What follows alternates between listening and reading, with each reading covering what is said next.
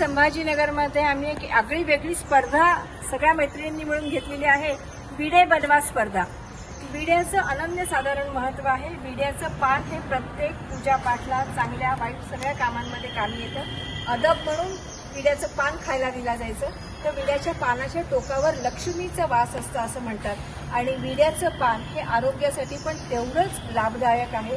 पूर्वीच्या काळी जेवणानंतर प्रत्येक जेवणानंतर विड्याचं पान खाल्लं जायचं आणि त्याच्यामुळे तेव्हा त्यांची प्रकृती पण खूप छान राहायची. असा सगळा विचार आम्ही सगळ्या मैत्रिणींनी केला आणि मैत्रिणींना विचारलं तेव्हा सगळ्याजणी हो म्हणाल्या आणि आज आम्ही विड्याची स्पर्धा संपन्न पार पाडलेली आहे. यशस्वी पार पाडलेली आहे. विड्याचं पान म्हणजे अदब आणि आरोग्य दोन्ही एकत्र आहे.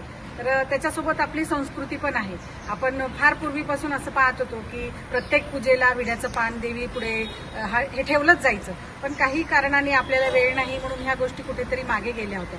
तर त्या मागची आपली जी संस्कृती आहे ती ह्याच्या थ्रू आम्ही जपण्याचा प्रयत्न केला. येणार नवीन पिढीला आपल्या पूर्वज काय करत होते आणि कशा पद्धतीने विड्याचं पान बांधलं जायचं ही एक कला आहे हे पुढच्या पिढीलाही कळालं पाहिजे हा आमचा दृष्टिकोन होता. त्यासाठी आम्ही ही स्पर्धा घेतली होती आणि त्या स्पर्धेला खूप छान प्रतिसाद मिळालेला आहे आणि अशाच नवनवीन आगळ्या वेगळ्या स्पर्धा. पुढची स्पर्धा आम्ही ताज्या पाना फुलांचं तोरण बनवायची स्पर्धा घेणार आहोत.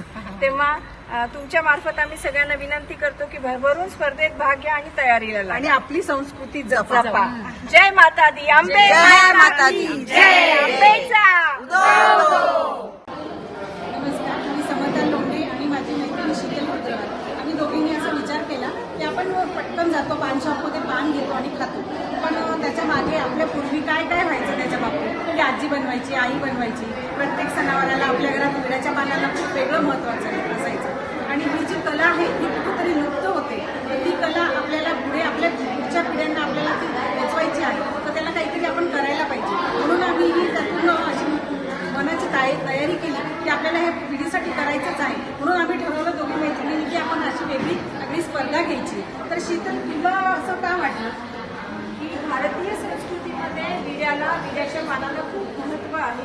अगदी पूजेमध्ये सुद्धा विड्याला महत्त्व आहे. आरोग्यासाठी पण विड्याचे पान महत्त्व आहे. अदब विड्याच्या पानात आहे.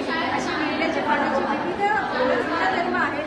म्हणून ही स्पर्धा डोक्यात आली आणि सगळ्या मैत्रिणींना विचारलं. सगळ्या मैत्रिणी तयार झाल्या.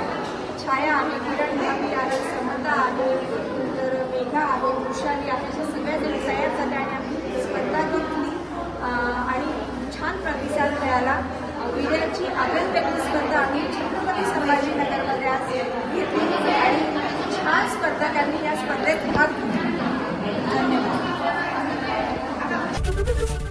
एबीपी माझा, उघडा डोळे बघा नीट.